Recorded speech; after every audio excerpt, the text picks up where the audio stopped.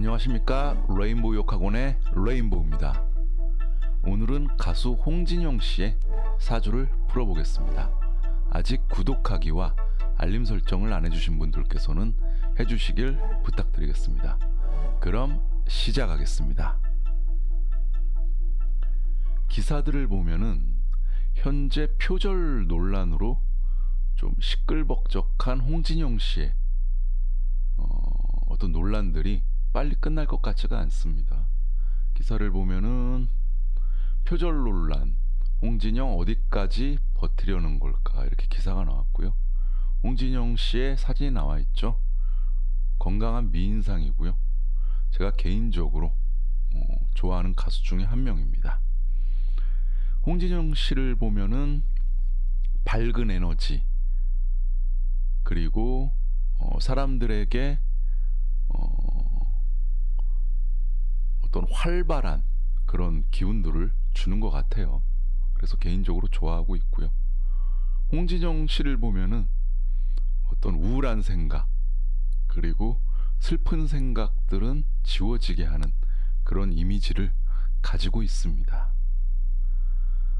기사를 살펴보면은 표절 심의 사이트 카피킬러에 따르면 홍진영이 제출한 논문은 2008년 국제문화산업교류재단이 발표한 논문과 표절률이 74%였다. 인용 표기도 미흡했다. 이렇게 나와 있고요. 교수 A씨가 홍진영 논문은 99.9% 가짜이고 같은 학교 교수였던 아빠 입김이 작용했다라고 돼 있습니다. 홍진영 씨는 내가 어떤 말을 해도 변명으로 보일 수밖에 없어 답답하다. 석박사학위를 모두 반납하는 것만이 내가 알 수 있는 최선의 방법인 것 같다. 하지만 나는 표절하지 않았다. 그러나 학위를 반납하겠다처럼 들린다. 표절에 대한 명확한 해명 혹은 사과가 아닌 다소 모순적인 입장문이었다. 해서 비난의 목소리가 있습니다. 그러면서 미운 우리 새끼의 모습을 드러냈고 논란 속에서도 활동을 강행했다. 비판적으로 나오죠. 끝으로 기사에서는 홍진영은 침묵으로 버틸 것인가, 아니면은 입을 열어 사태를 진정시킬 것인가가 주목된다. 이렇게 나와 있습니다. 그래서 저는 개인적으로 홍진영 씨가 이런 시비 구설수에 시달리는 사유에 대해서 사주적으로 한번 풀어보고 싶었고요. 홍진영 씨의 어떤 과거 이력들, 활동들을 좀 참고하기 위해서 나무위키를 봤습니다. 나무위키를 봤는데 나무위키에 카테고리를 보면은 홍진영 씨의 논란 및 사건 사고라고 따로 카테고리로 분리가 되어 있더라고요. 보통 어떤 연예인들은 그 사람에 대해서만 설명하는데 이렇게 논란, 사건, 사고를 따로 정리하는 경우는 별로 없습니다. 그래서 과거 논란, 사건, 사고들을 보면은 이 박사에 대한 태도 논란, 가수 이 박사 씨에 대해서 좀 과거에 어떤 인기 있었던 가수를 대하는 태도, 그리고 오래된 가수에 대한 태도에 대해서 이렇게 비난을 했었고요. 작년에 소속사와의 분쟁 사건이 있었죠. 소속사의 분쟁 사건이 있었는데 결국에는 소송을 취하하고 그리고 1인 소속사로 독립했다. 이런 논란이 있습니다. 그리고 런닝맨에서의 행보 논란, 런닝맨에서 했던 어떤 말과 행동들에 대해서 좀 비난이 있고요. 그리고 마지막으로 방금 전에 설명드렸었던 석사 논문 표절 사건이 있습니다. 그래서 과거에도 여러 구설수들이 있었습니다. 그래서 홍진영 씨 사주가 어떻길래 이런 논란들에 휘말리는지 제가 한번 풀어보았습니다. 홍진영 씨 생일은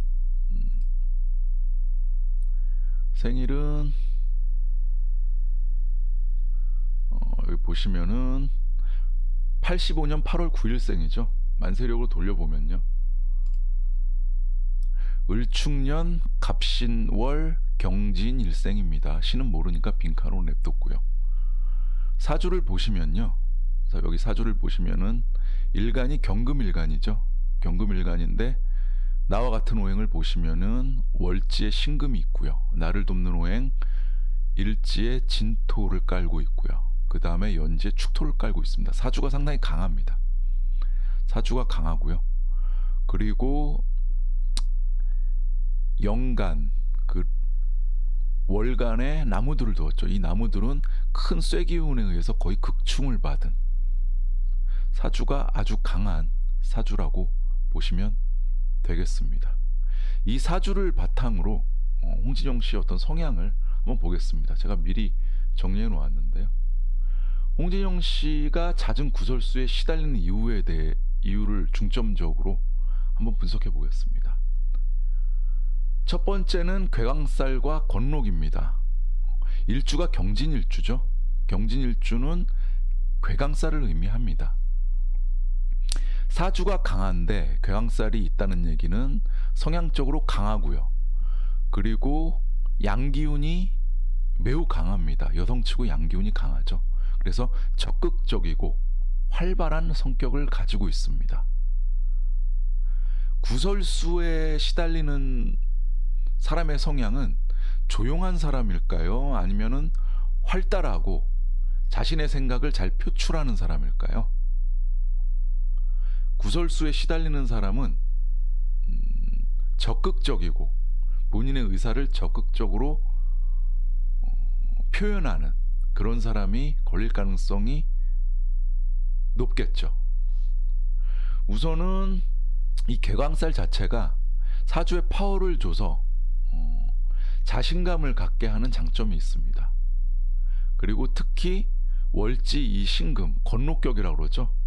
건록은 사주에 힘을 주죠. 그래서 현재 쉽지 않은 연예인이라는 직업을 잘 꾸려갈 수 있게 하는 것입니다. 그래서 이런 장점이 있는데, 단점은 너무 강한 개성으로 인해서 사람들에게 호불호를 갖게 한다는 것입니다. 홍진영 씨의 패는 두 갈래로 있습니다. 첫 번째는 홍진영 씨의 적극적인 성격을 좋아하는 고정 팬들이 있고요. 두 번째로는 팬이라고 하긴 그렇고요. 홍진영 씨에 대해서 좀 거부감을 갖고 있는 사람도 있는 것 같아요. 홍진영 씨의 적극적인 행동, 그리고 직설적인 화법들이 거부감을 갖게 하죠. 자칫하면은 이런 경우가 있습니다. 우리가 사회생활을 하다 보면 회사라든가 아니면 조직생활을 하다 보면은 쟤는 참 잘난 척을 많이 하는 것 같아. 쟤는 그냥 주는 거 없이 싫어. 이런 느낌을 홍진영 씨는 갖게 할 수 있다는 것이죠. 그래서 이 괴강살과 건록이 사주를 강하게 해서 본인의 어떤 가수 생활을 영위하는 데 힘은 주지만 반대로 사람들에게 거부감을 줄 수 있다는 것입니다.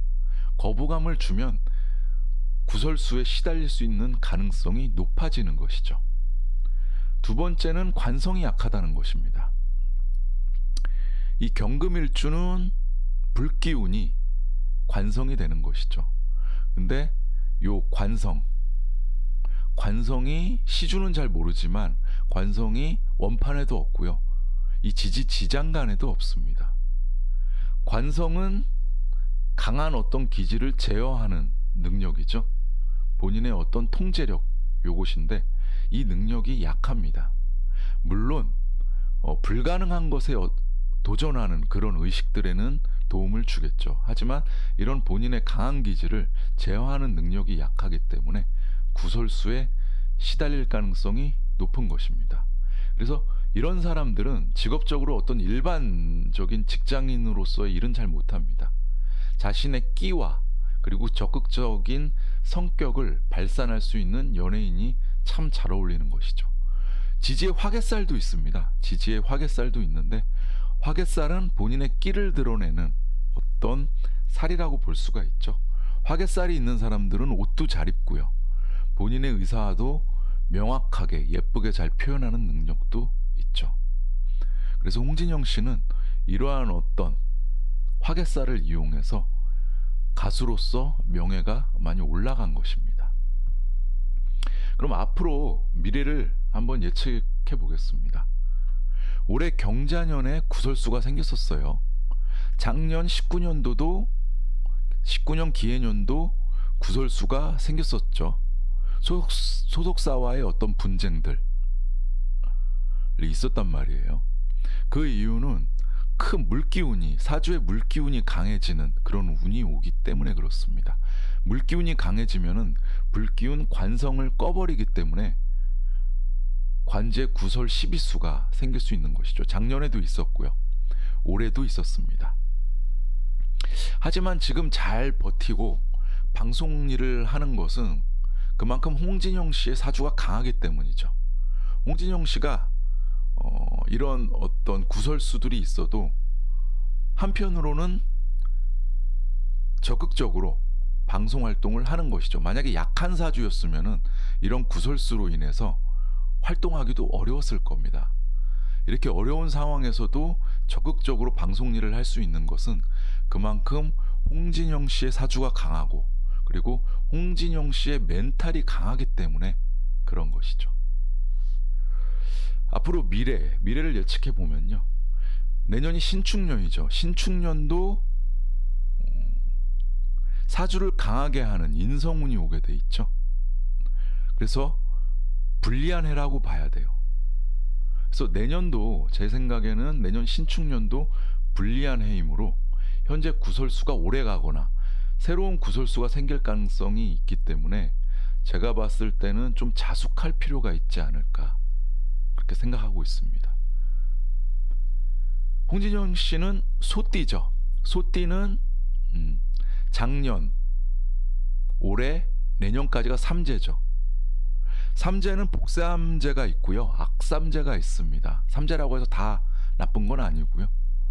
악삼재인지 복삼재인지 사주를 뜯어봐야 되는데요, 홍진영 씨는 제가 봤을 때는 악삼재로 봐야 됩니다. 그래서 내년까지는 좀 자숙할 필요가 있지 않을까, 그런 생각이 들고요. 22년도 이민년부터 운이 다시 올라오기 시작하거든요. 식신상관운이 오고, 그리고 재성운이 온단 말이에요. 그래서 22년도부터 좀 적극적으로 행보를 할 필요가 있지 않을까, 그렇게 생각이 듭니다. 그래서 올해, 작년 그랬고요, 올해도 그렇고요, 내년까지 불리함으로 좀 자숙할 필요가 있지 않을까, 그런 생각이 듭니다.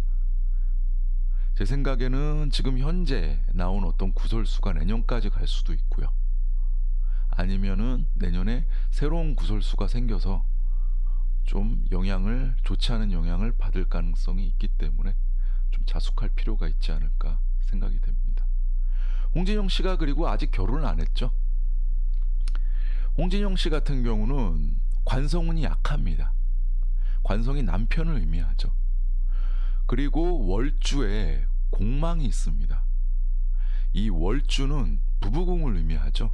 사주에서 이 월주는 부부궁을 의미하는데 공망이 있고요, 관성운이 약하기 때문에 결혼운이 좋은 편은 아닙니다. 그리고 다른 사람보다 결혼운이 자주 오는 편도 아니고요. 그래서 제가 봤을 때는 혼자 살 가능성도 없지 않아 있습니다. 만약에 앞으로 결혼을 본다면은 앞으로 가장 빨리 오는 결혼 시기는 이민년으로 저는 보고 있고요. 이때 식신상관운이 오면서 결혼 가능성이 있다고 보이고요. 이 이민년에 임목안에 병화가 있습니다. 이 이민년의 임목이 이 신금과 충을 하면서 임목안에 있는 병화 관성이 나오거든요. 이때 결혼운이 있고요. 그리고 결혼하기에도 좋은 해죠.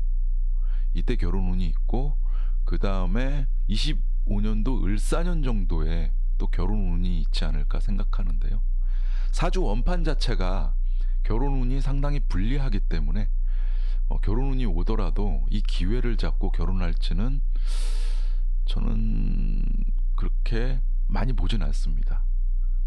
그래서 22년도하고 25년도에 적극적으로 본인이 결혼하겠다는 어떤 마음가짐을 갖고 결혼할 어떤 상대방이 될 수 있는 후보들을 많이 만나는 노력을 해야지 이때 결혼하지 않을까 하는 생각이 듭니다. 네, 오늘 간단하게 홍진영 씨의 사주에 대해서 살펴봤는데요. 공부하시다가 궁금하거나 의문나는 점이 있으면 언제라도 댓글로 문의 주시길 바라겠습니다. 바로바로 답을 드리겠습니다. 네, 오늘 강의 듣느라고 수고 많으셨습니다. 다음 시간에 뵙겠습니다. 감사합니다.